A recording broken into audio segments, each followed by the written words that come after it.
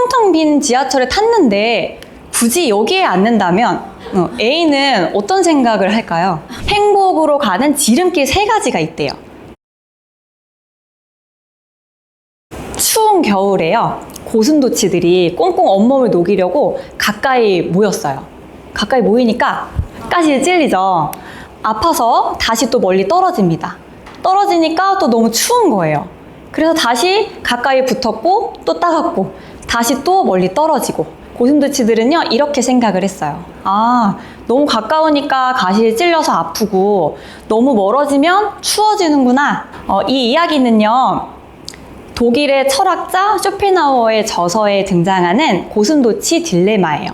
우리가 오늘 나눌 주제는요 나를 지키고 상대방을 존중하는 조직 내 구성원들 간의 적당한 거리, 경계 존중에 대한 이야기입니다.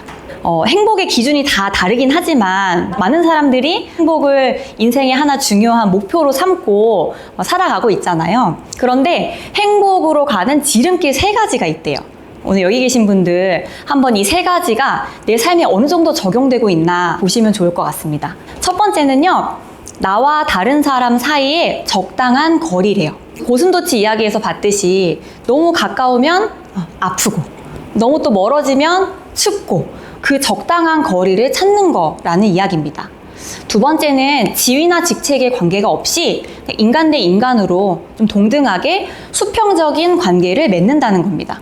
마지막으로는요, 나의 영역, 그리고 다른 사람의 영역, 우리 가족의 영역, 아무리 가까운 사람이라고 해도 그 사람만의 영역을 인정하는 것, 이렇게 3가지가 행복으로 가는 지름길이라고 합니다.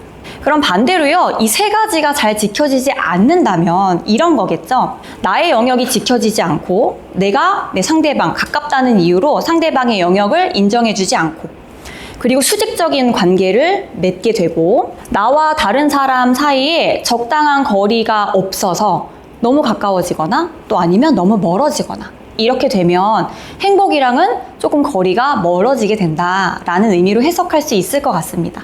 요즘에 나랑 가장 가까운 사람을 한번 떠올려 보실게요. 그 사람이 나에게 내가 좋아하는 말과 행동을 해주는 게 더 좋으신지 아니면 내가 정말 싫어하는 말 좀 안 했으면 좋겠고 싫어하는 행동을 안 했으면 좋겠는지 둘 중에 뭘 더 선호하세요? 싫어하는 거. 싫어하는 거 안 하시는 거요? 네. 사람들은요 긍정적인 자극보다 부정적인 자극에 훨씬 더 민감하게 반응을 한다고 합니다. 우리가 왜 10번 잘해도 한 번 실수하면 무너지는 게 관계다 이런 말도 있잖아요.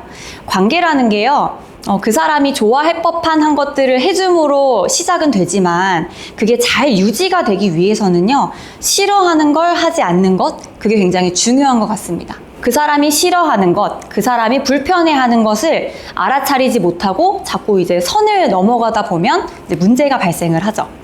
선 넘는다, 우리 이런 말 가끔 이제 듣고 쓰고 하잖아요. 사람마다 기준이 다를 수는 있지만 나름대로 각자의 선을 가지고 있다라는 거죠. 지하철을 탔어요. A라는 사람이 왼쪽 끝에 앉아 있습니다. 여기 계신 분들이라면 1번부터 5번 중에 어느 자리에 가서 앉으시겠어요? 5번이요? 네. 저도 맨 끝자리 좋아하거든요.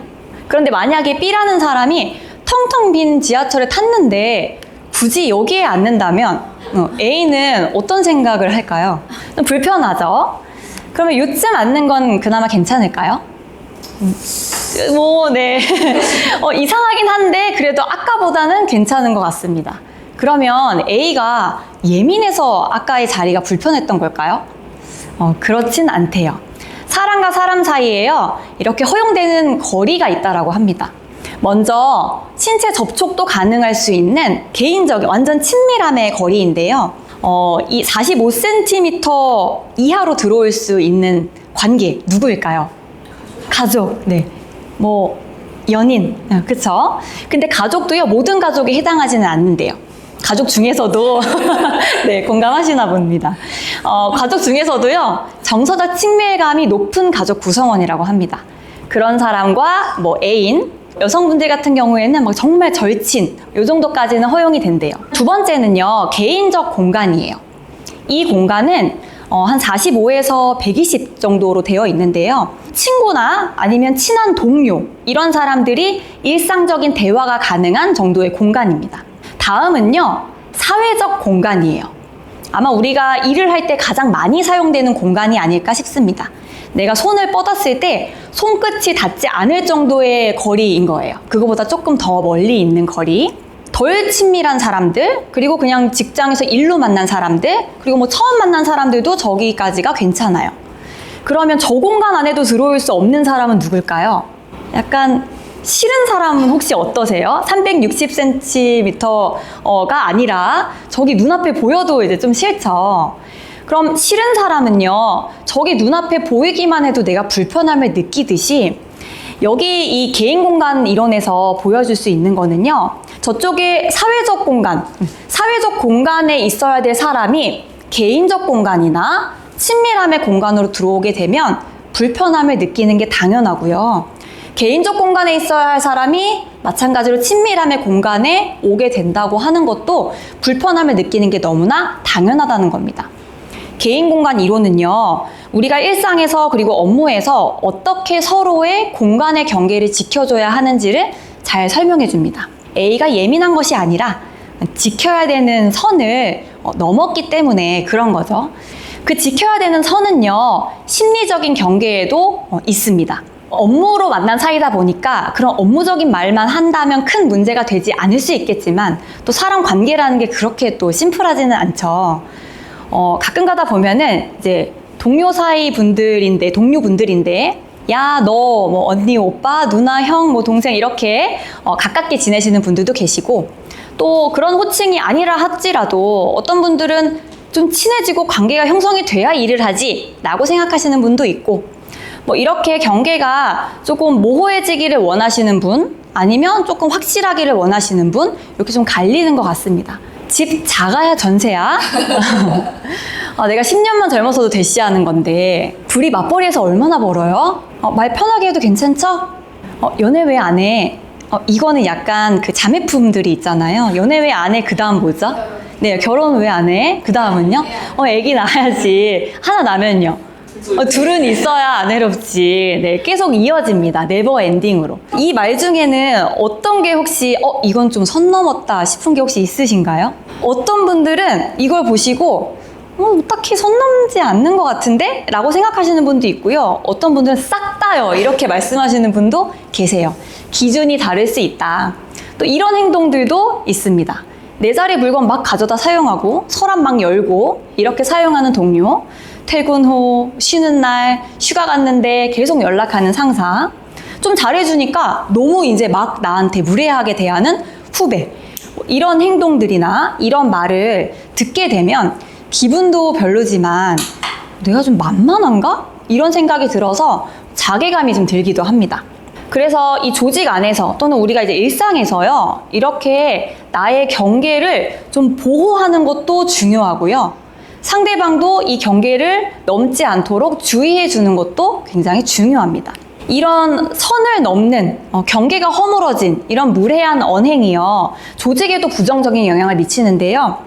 무례한 언행을 경험했던 직원분들의 많은 상당수가 조직에 대한 애착이 감소했다고 하고요. 그리고 업무 성과도 떨어졌다라는 거를 응답을 해주셨습니다. 그러니까 이런 선 넘는 뭔가 무례하다라고 여겨지는 존중받지 못한 이런 구성원들의 행동이 스트레스도 가중시키고 그리고 조직 성과에까지 부정적인 영향을 미친다라는 이야기였습니다. 반대로요, 상호 존중이 잘 되는 문화는 일하고 싶은 직장 분위기를 만듭니다. 5성급 호텔 포시즌스는요, 내가 대접받고 싶은 만큼 상대방을 대해주면 된다라는 골든 룰의 원칙을 경영 이념으로 삼고 있습니다. 이 호텔은 19년 연속 일하기 좋은 100대 기업으로 선정이 되기도 했고요. 호텔 업계에서 이직률이 가장 낮다라는 찬사를 받고도 있어요. 이 상대방을 대우해줘야 된다라는 이 상대방의 이 대상은요, 고객뿐만이 아니라 비즈니스 파트너, 동료 모두에게 해당이 된다라고 합니다. 사우스웨스트는요, 역시 마찬가지로 고객을 대할 때 요구되는 관심과 존중, 배려 있는 행동들은 구성원 사이에서도 이루어져야 한다라는 경영 이념을 가지고 있습니다. 이 말은요, 내가 나의 선을 잘 유지하고 존중하는 것도 굉장히 중요한 만큼 내가 다른 사람의 선도 존중해주는 게 중요하다라는 이야기로 들립니다. 존중이란 이야기를 제가 계속 여러 번 반복을 했는데요. 존중은요, 영어로 respect이죠. 다시라는 의미의 리와 보다라는 의미의 스펙이 합쳐진 말입니다. 내가 상대방이 무엇을 불편해하고 뭘 중요하게 생각하고 그러는지를 관심을 갖고 자세히 잘 들여다보고 그것을 알아차려서 내가 적당히 그 거리를 지켜주는 것, 거기에서부터 존중이 시작되는 것 같습니다. 적당한 거리두기를 해서요, 서로가 서로의 경계선, 공간의 경계선, 그리고 심리적인 경계선을 잘 존중해주는 우리 팀의 그라운드 룰을 한번 만들어 보는 활동을 해보겠습니다.